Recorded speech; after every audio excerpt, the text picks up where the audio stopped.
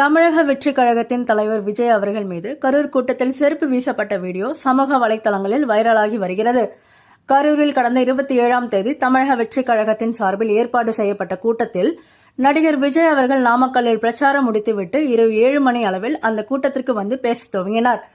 கூட்டத்தில் விஜய் அவர்கள் பேசி துவங்கும் போதே கூட்ட நெரிசல் ஏற்பட்டதால் ஆம்புலன்ஸுகள் உள்ளே நுழைந்தன. பின்னர் விஜய் ஆம்புலன்ஸுகளுக்கு வழிவிடுமாறு மக்களை கேட்டுக்கொண்டு தொடர்ந்து பேச துவங்கினார். அப்பொழுது விஜய் அவர்கள் மீது செருப்பு வீசப்பட்டது. சுதாரித்துக் கொண்ட பாதுகாவலர்கள் அதனை தட்டிவிட்டனர். அதனை அடுத்து மற்றொரு முறையும் செருப்பு வீசப்பட்டு அது விஜய் அவர்களின் பிரச்சார வாகனத்தை தாண்டி சென்று விழுந்தது. அது தொடர்பான வீடியோ காட்சிகளும் சமூக வலைதளங்களில் வைரலாகி வருகின்றன. முன்னதாக விஜய் அவர்கள் கூட்டத்தில் பேசி முடித்துவிட்டு கிளம்பும் பொழுது குழந்தை ஒன்று காணவில்லை என ஆதவ் அர்ஜுனா அவர்கள் விஜய் அவர்களிடம் தெரிவித்ததால் விஜய் அவர்கள் அதனை ஒலிபெருக்கியில் அறிவித்துவிட்டு நிகழ்ச்சியை முடித்துக் கொண்டு கிளம்பினார்.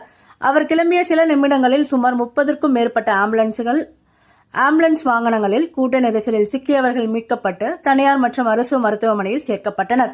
அங்கு 20க்கும் மேற்பட்டோர் உயிரிழந்ததாக மருத்துவர்கள் தெரிவித்ததை அடுத்து கரூரில் மிக பதற்றமான சூழ்நிலை ஏற்பட்டது. அதனைத் தொடர்ந்து கடந்த 2 நாட்களில் பலி எண்ணிக்கை 41ஆக உயர்ந்தது. இச்சம்பவம் குறித்து விஜய் அவர்கள் ஆறுதல் தெரிவித்து தனது எக்ஸ் பக்கத்தில் வீடியோ வெளியிட்டு இருந்தார். இதற்கிடையே விஜய் அவர்கள் மீது மர்ம நபர்கள் செருப்பு கற்கள் வீசியதாக தாவேகா சார்பில் குற்றம் சாட்டப்பட்டது.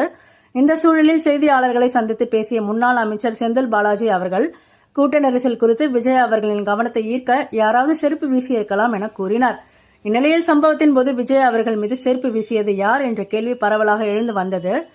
அதை உறுதிப்படுத்தும் விதமாக கரூர் கூட்டத்தில் விஜய் அவர்கள் மீது ஒருவர் செருப்பை வீசும் வீடியோ காட்சி வெளியாகி பரபரப்பை ஏற்படுத்தியுள்ளது.